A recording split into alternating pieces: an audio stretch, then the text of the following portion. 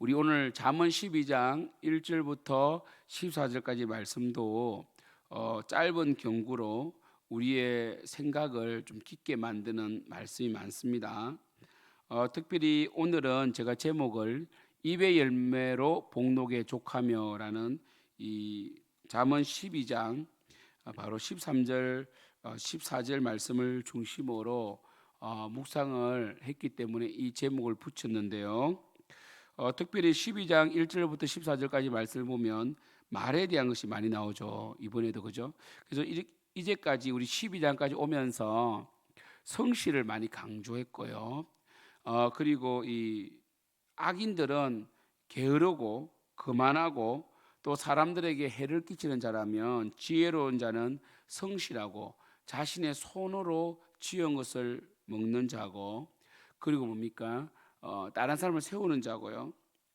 그죠? 그리고 공동체를 세우는 자, 공의로운 자, 또 말을 함부로 하지 아니하고 아끼고, 그죠? 이간질하지 아니하는 자들이 우리 지혜로운 자들의 특징 아니었습니까? 특별히 지혜로운 자는요, 잠언에서 말씀하시는 것처럼 지혜를 구합니다. 그러니까 지혜로운 자가 지혜를 구하죠. 신기하게도 원래 악인이 죄인이 지혜를 구해서 바뀌어야 되는데 악한 자들은 더 악한 것을 찾고요.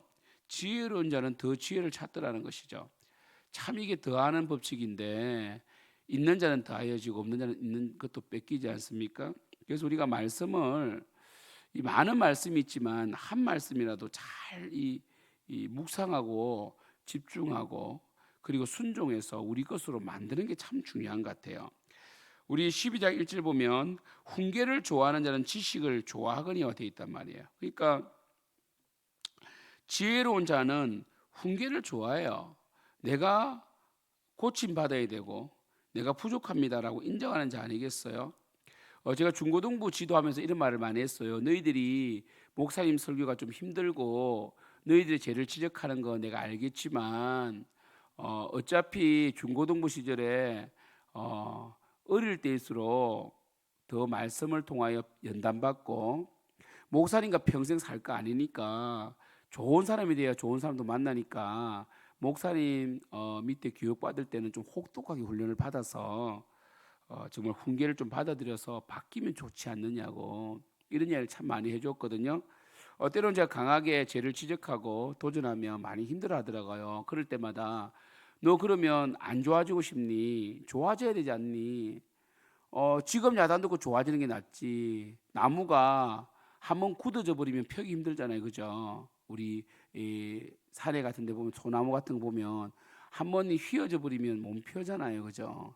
어릴 때일수록 곱게 자라야 되니까 훈계를 받아들여라. 훈계를 지금 고치는 게 낫다고 많이 이야기했거든요. 그래서 훈계를 좋아하는 자는 지식을 좋아합니다. 그러니까 내가 바뀌면 내가 지혜로워지면 정말 혜택이 많거든요.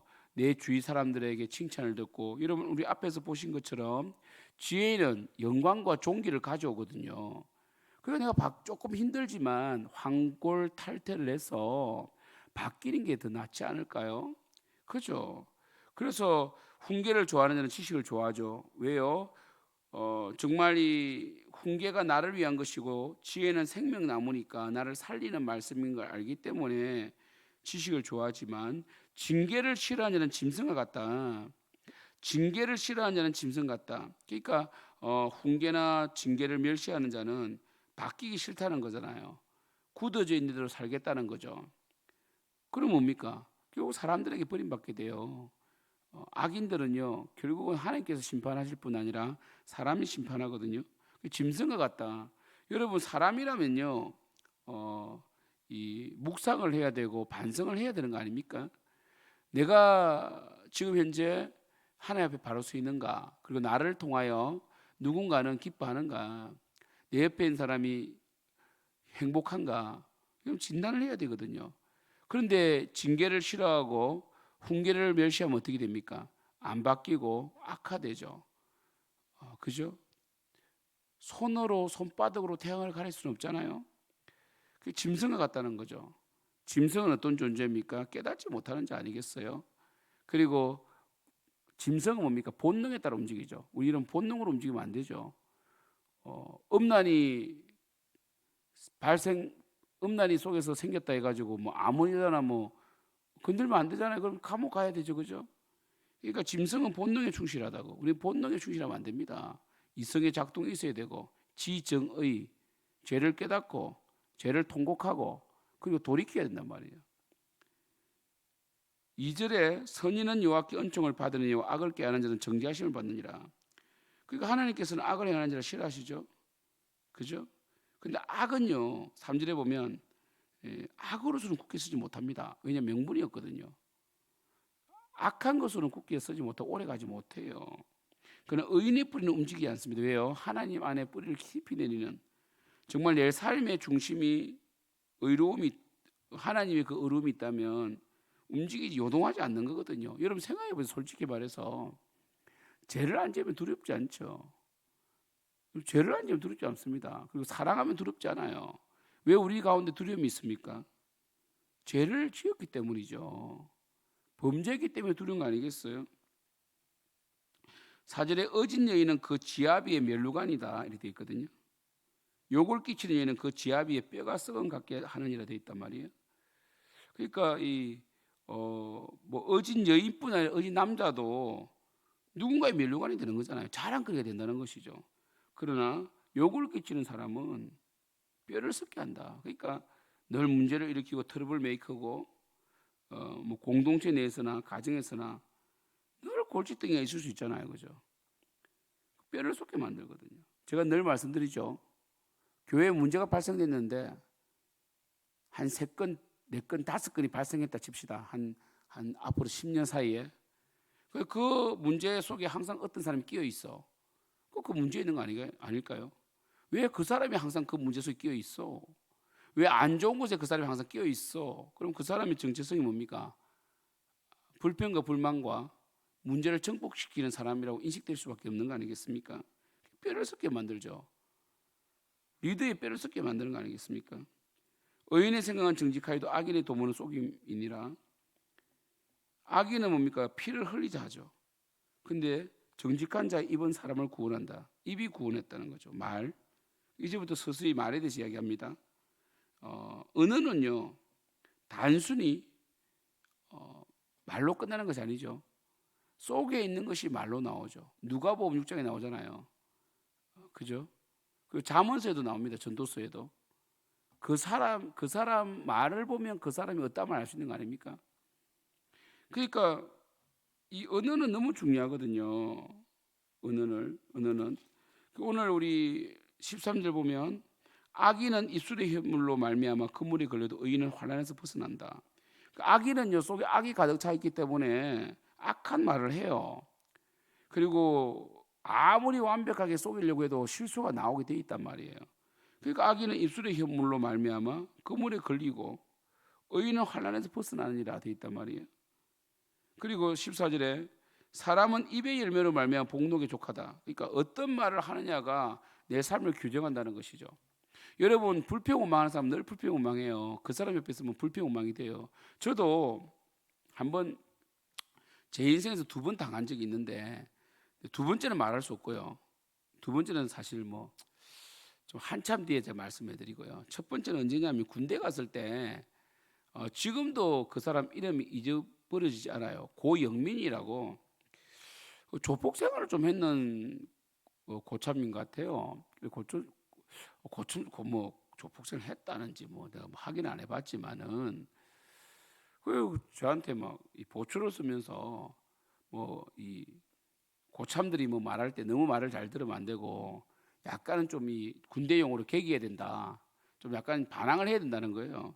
그리고 자기가 어떻게 반항하고 그렇게 했더니 고참이 자기를 함부로 건들지 않았다.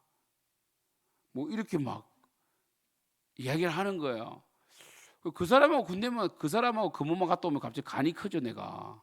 뭐 고참이 말하면 관등도 짜가지고 고참이 부르면 뭐 이병 김구현 이렇게 크게 되는데 이병 김구현 이렇게 하고 막 그 고참을 만나고 오면 막 담대해지 가지고 막 고참들이 막 우습게 보이는 거예요.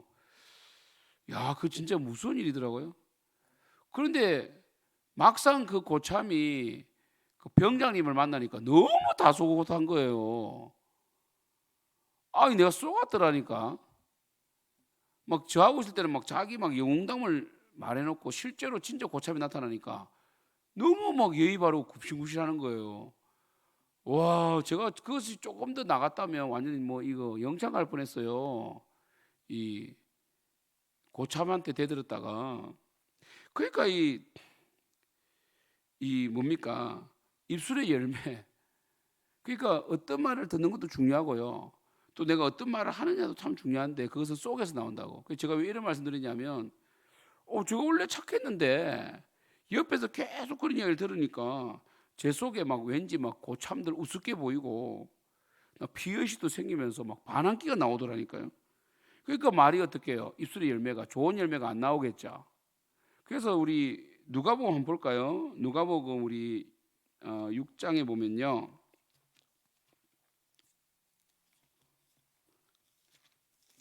누가복음 보면 그 말씀 있잖아요. 우리 누가복음 보겠습니다. 성경책을 제가 새로 바꿨거든요 이번에요. 누가복음 6장에 보면 어떤 말씀이 있습니까? 그런 말씀 있죠.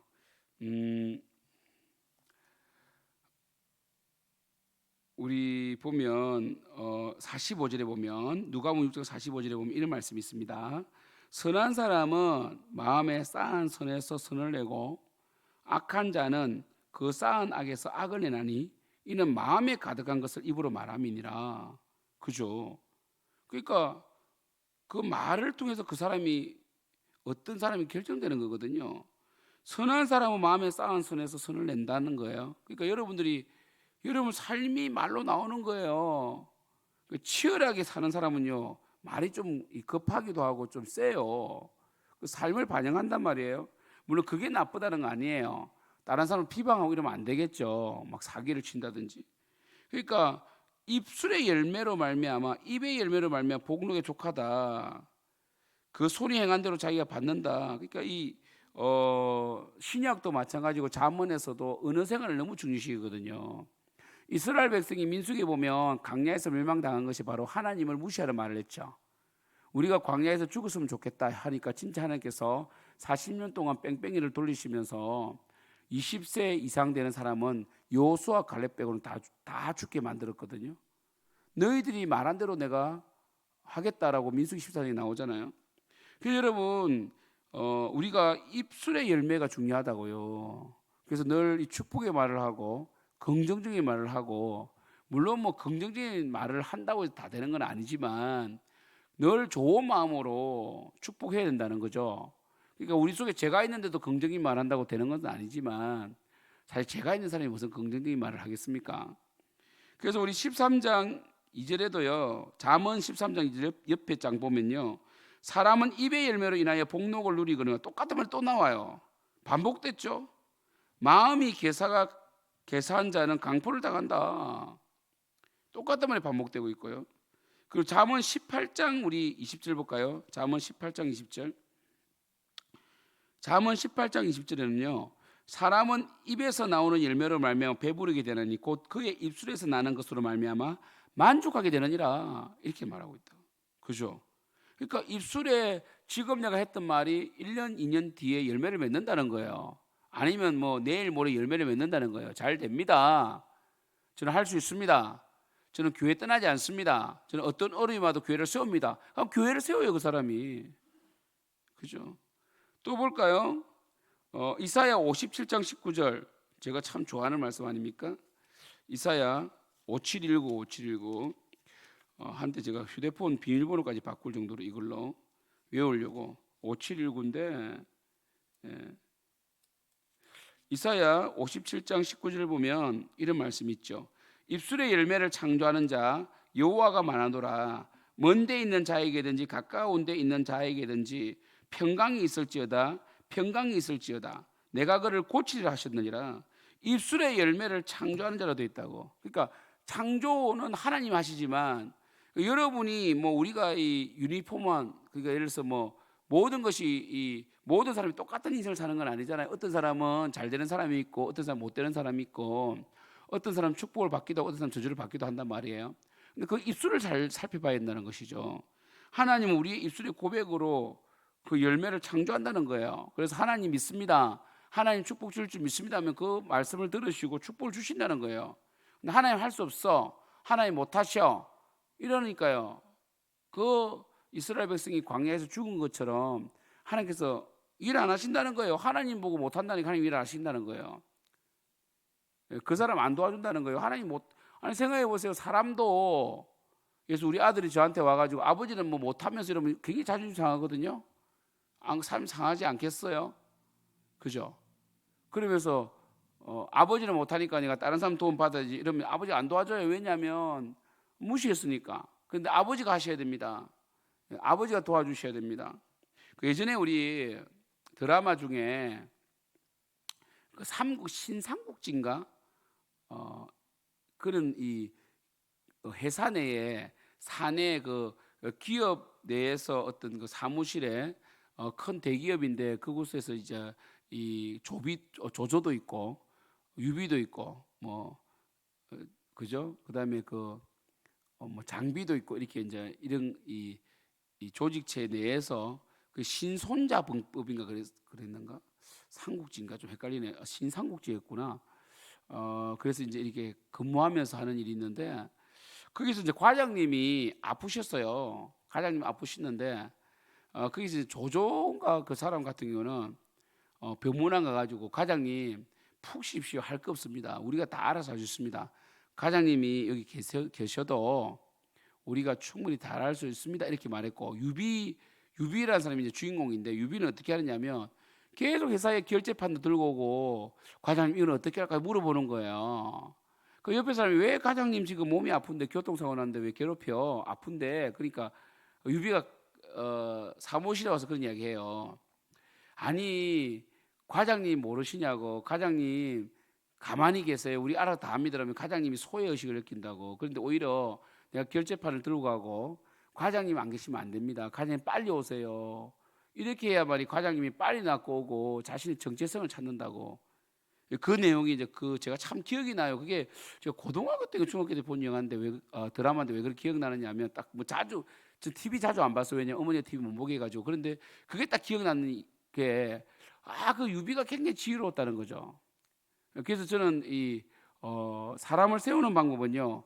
어떤 사람은 안 계셔도 충분히 다 할게요. 걱정하지 마세요. 이런 분이 있고 어떤 사람은 뭡니까? 안 계시면 안 되는데 라고 걱정하는 듯한 이런 말을 하는 경우가 있는데 후자가 더 지혜로운 거거든요. 그러니까 이 입술의 열매가 참 중요해요, 여러분. 사람을 대할 때라든지 물론 신앙의 고백이 중요하고요. 또한 우리 실생활 가운데서도 사람에게 말을 한마디 하더라도 천냥빛 말 한마디로 천냥빛을 갚는 것처럼 입술의 열매로 참 이 엄청난 이 신뢰를 얻을 수 있다는 것이죠. 그래서 입술의 열매를 창조하는 자 여호와가 많아노라 이렇게 돼 있단 말이에요. 하나님께서는 우리의 입술이 신앙적이를 원합니다. 그러니까 뭐 긍정의 힘처럼 무조건 좋은 말만 하면 안 되겠죠. 때로는 예수님도 축복도 하셨지만 죄에 대해서 강력하게 징계도 하시고 저주의 말도 하셨거든요. 무조건 축복의 말을 하라는 것이 아니라 죄에 대해서는 분명하게 회개를 해야 되지만 어떤 이 죄도 우리가 죄를 회개하고 징계도 사랑이고 그리고 이 하나님의 뜻대로 하는 근심은 우리를 유쾌하게 만든다 했잖아요. 세상 근심은 고린도후서의 말씀 보면 세상 근심 우리를 근심하게 하지만 우리를 세상의 근심은 우리를 슬프게 하고 더 근심케 하지만 하나님을 향한 근심은 우리를 유쾌하게 만들잖아요. 그러니까 우리가 정말 죄에 대한 해결을 하고 그리고 제가 회개된 상태에서는 늘 긍정적인 말과 축복의 말을 해라는 거 아니겠어요? 에스겔 말씀처럼 죄 짓는 자에게 축복의 말을 할 수는 없어요. 죄를 회개해야 됩니다. 그러나 열심히 살고 비록 내 라이벌이라 할지라도 내 라이벌이 능력이 탁월하고 주를 위해 살아간다면 그 배우고요. 축복해주고 함께 자라가는 게 중요한 거 아니겠어요?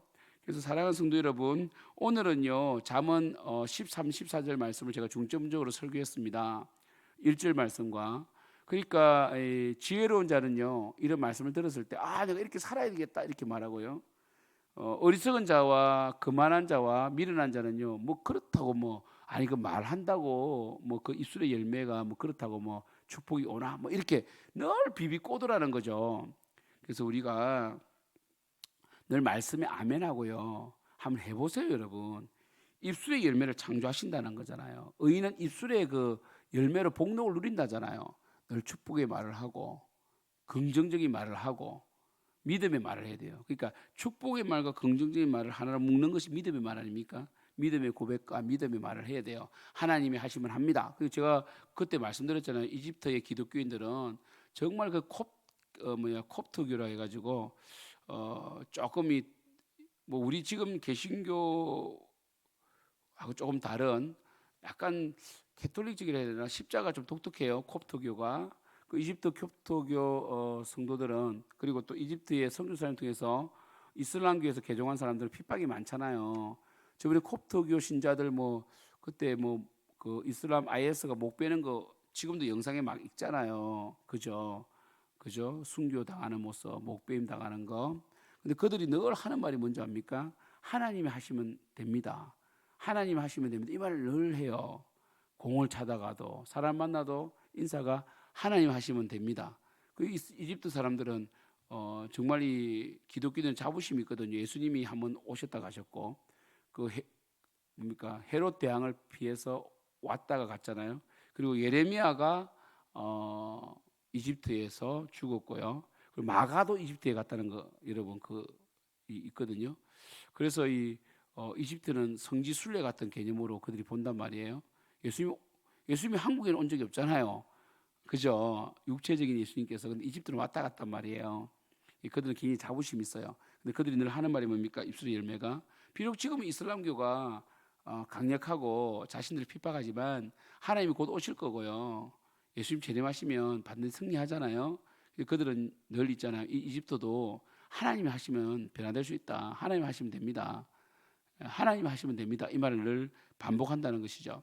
사랑하는 성도 여러분, 우리가 우리 자신을 돌아봤으면 좋겠습니다.